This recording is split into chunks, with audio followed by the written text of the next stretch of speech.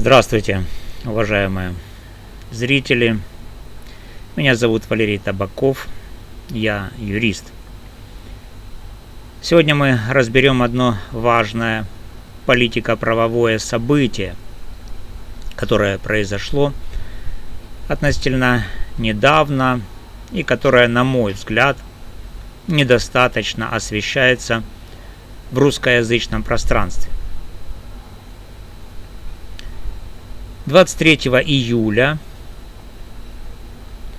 2026 года Народное собрание Болгарии, то есть болгарский парламент, приняло специальную декларацию. В этой декларации болгарские депутаты прямо солидаризировались с Европейским парламентом и определили Российскую Федерацию как государство, поддерживающее терроризм. По-болгарски «держава, подкрепяща терроризма». По-английски это звучит как State Sponsor of Terrorism.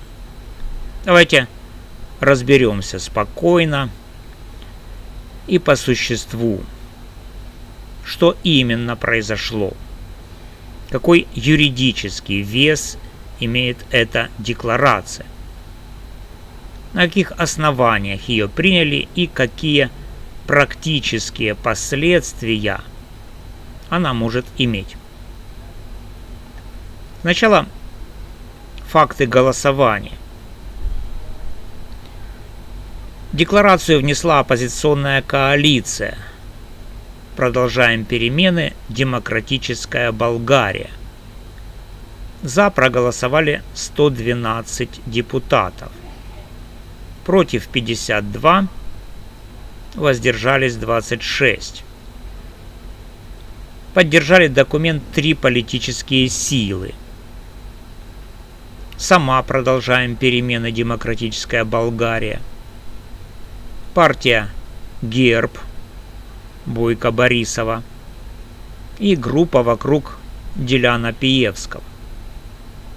Против в основном выступили партия Возрождение, часть социалистов и некоторые популистские фракции.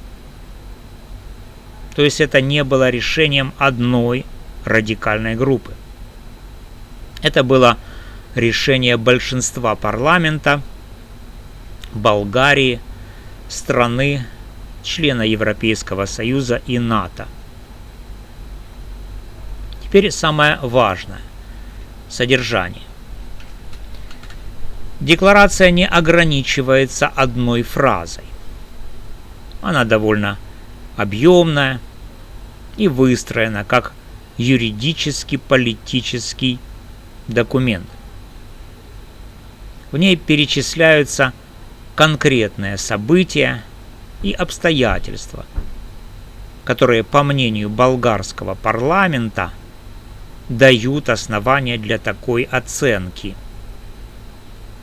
Незаконная аннексия Крыма в 2014 году, полномасштабное вторжение в Украину 24 февраля 2022 года, документально подтвержденные военные преступления, включая события в Буче, провокационные действия российского военно-морского флота в болгарской исключительной экономической зоне в Черном море в 2023 году, серия взрывов и саботажей на болгарских военных складах и заводах, которые болгарские спецслужбы связывают с российскими разведывательными службами. Включение Болгарии, России в список недружественных государств. Доказанные случаи отравлений, в том числе болгарских граждан. Системное распространение дезинформации. и попытки влияния на внутренние политические процессы в Болгарии.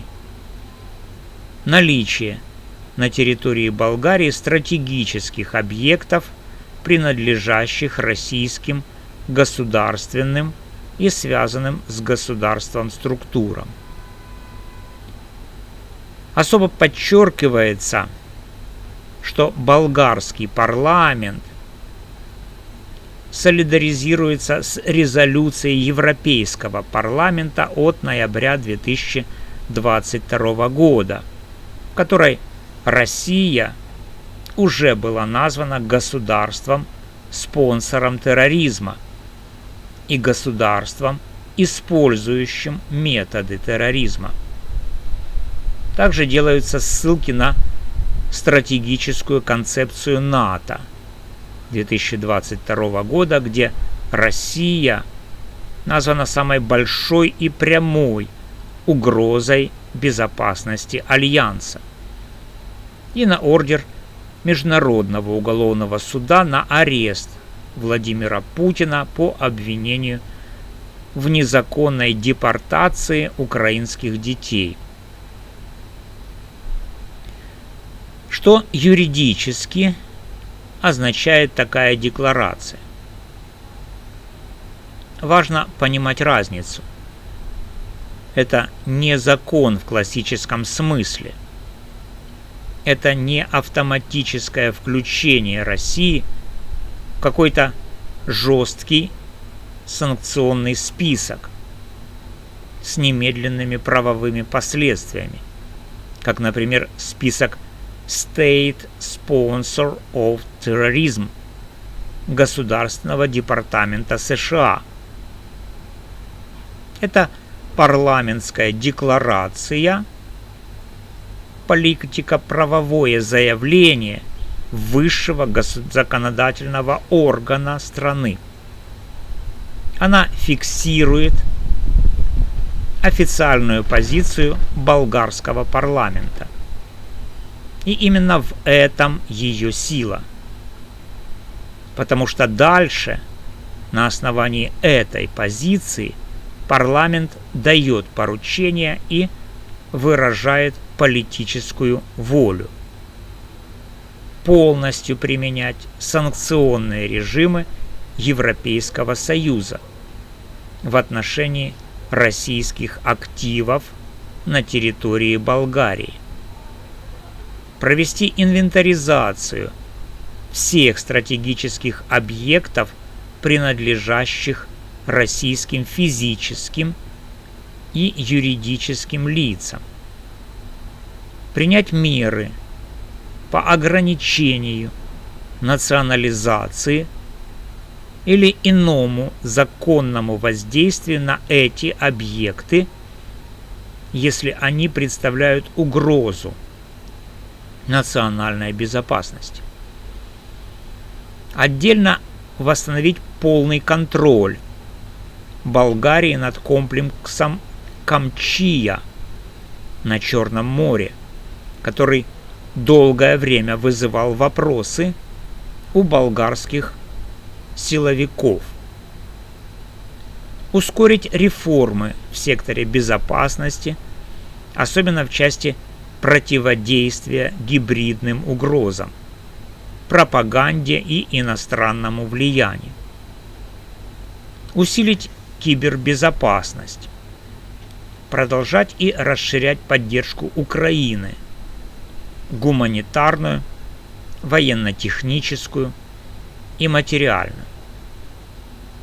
То есть декларация — это не просто слова. Это рамка для дальнейших практических шагов.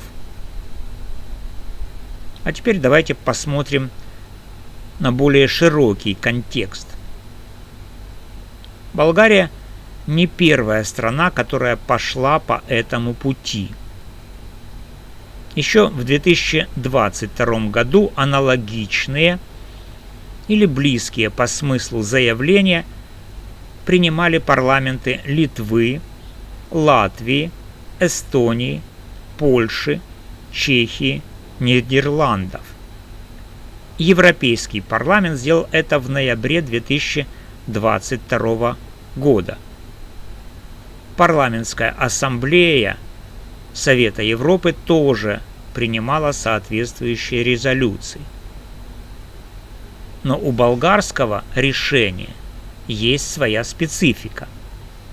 Болгария – страна с глубокими историческими, культурными и экономическими связями с Россией. Здесь всегда существовала довольно сильная пророссийская политическая традиция. Поэтому, когда именно болгарский парламент большинством голосов принимает такой документ, это сигнал особого свойства. Это говорит о том, что даже в стране, где тема отношений с Россией традиционно чувствительная, политическое большинство пришло к выводу, что действия российского государства вышли за рамки обычной межгосударственной политики и приобрели характер, который можно квалифицировать как поддержку и использование террористических методов. С точки зрения международного права здесь возникает интересный вопрос. Понятие «государство, спонсор терроризма» не является жестко унифицированным. В американском праве оно имеет вполне конкретные правовые последствия: ограничения на помощь, экспортный контроль, финансовые санкции и так далее. В европейском праве такого единого механизма пока нет. Резолюции Европейского парламента носят рекомендательный характер. Национальные парламентские декларации тем более. Тем не менее, они создают политический и моральный фон. Они облегчают принятие более жестких национальных мер. Они влияют на общественное мнение внутри страны. И они усложняют попытки отдельных политических сил внутри Европейского Союза блокировать или смягчать общую политику в отношении России. Отдельно стоит отметить, что болгарская декларация прямо говорит о необходимости использовать опыт Европейского Союза по санкционированию российской собственности и направлении этих активов на восстановление Украины. Это уже практический трек, который мы видим и в других европейских странах. Подведем итоги. Болгарский парламент сделал шаг, который раньше казался маловероятным для этой страны. Он официально присоединился к оценке Российской Федерации как государства, поддерживающего терроризм. Документ принят большинством, содержит развернутую мотивировку и набор практических поручений. С юридической точки зрения это не создает немедленных международных правовых обязательств.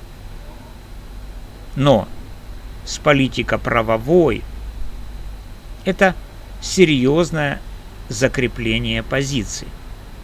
И оно будет использоваться как основание для дальнейших действий болгарских властей в отношении российских активов, влияния и гибридных операций на своей территории.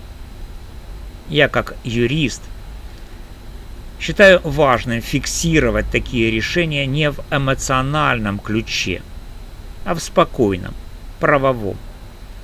Потому что именно совокупность подобных национальных и наднациональных активов постепенно формирует ту правовую реальность, в которой потом будут приниматься уже более жесткие меры, вплоть до конфискаций, судебных процессов и долгосрочных ограничений. На этом я завершаю свой разбор. Если у вас есть вопросы по юридической стороне этого решения или по сравнению с аналогичными актами других стран, пишите в комментариях. Я постараюсь ответить. Спасибо, что досмотрели до конца. Подписывайтесь на канал, если тема международного права и правовой оценки текущих событий вам интересна. До новых встреч. С вами был юрист Валерий Табаков.